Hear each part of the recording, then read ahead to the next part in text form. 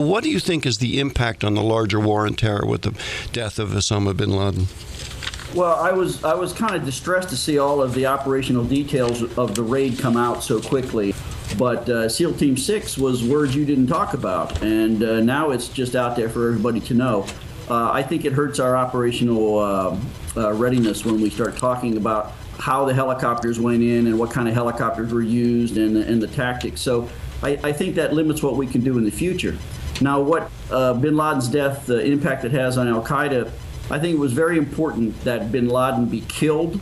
I don't think capturing would have done us any good, because it would have just set up the world's greatest hostage situation, and we don't need that. So with him out of the picture, what we're seeing right now inside the al-Qaida leadership is confusion. They don't know exactly what was compromised, and we shouldn't talk about what was taken from that house. All of these thumb drives, the computers, and now we're starting to see how he actually did his emails. We don't need to be talking about those details because we don't know what al-Qaida is still going to use in the future. Couldn't that have been used as an intimidating tactic to let them know that so much was captured, just to kind of get them scurrying around and revealing themselves in other ways? That would have happened anyway, because the first thing that happens, and we've seen this in the past, is when you take down one of these guys, they assume that every operation that was being planned up to that date is compromised, and they stop planning on that, and they move to new operations. So any communications code or communications method, any couriers, that would all just go away instantly. That's why when a lot of times when we work with the Pakistanis and we capture one of these guys, we don't announce it. We try and keep it secret that we've even done the operation for a couple of weeks, because we can exploit all of that information without them knowing that we have access to it.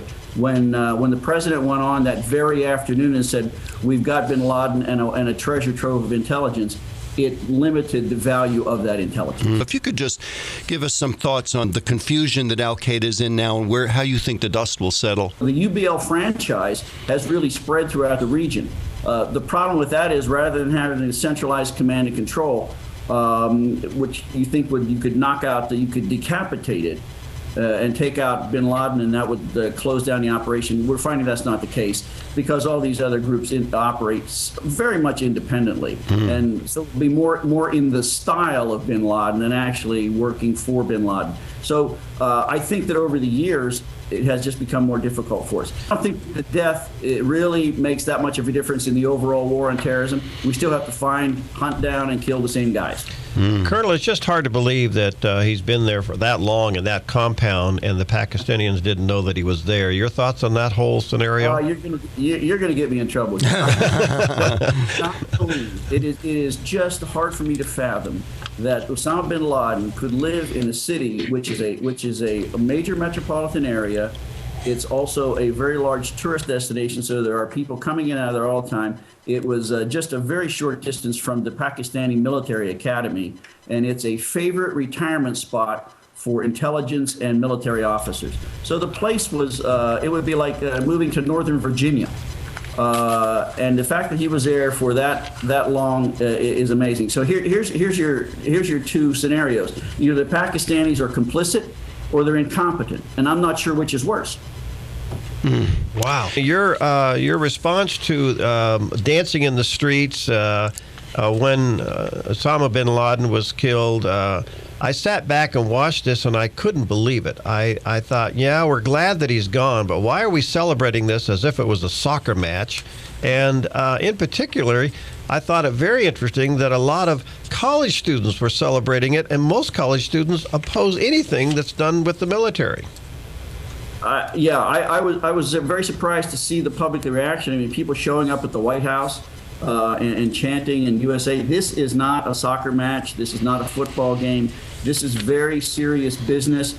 And when if you remember after 9/11, there were some demonstrations particularly on the West Bank, among Palestinians dancing in the streets, and we criticized that. And they said, 3,000 innocent people just died, and now you're celebrating. Right. And this was very much along that same line. How much do you think the American public understands the war on terror, and what do you think they still need to get? Unfortunately, I think that we have a very short national time span. As we get further and further from 9/11, it's going to be coming up on 10 years here. Memories tend to fade, and the urgency with which we prosecuted the initial invasion of Afghanistan went away. And then we got involved in Iraq, and that diluted a little bit further. So people are tired of it. This is 10 years. They say, well, come on, you fought World War II in 4.5, 5 years. Why can't we do that? But what you're saying, aren't you, is that they don't understand asymmetric warfare, right?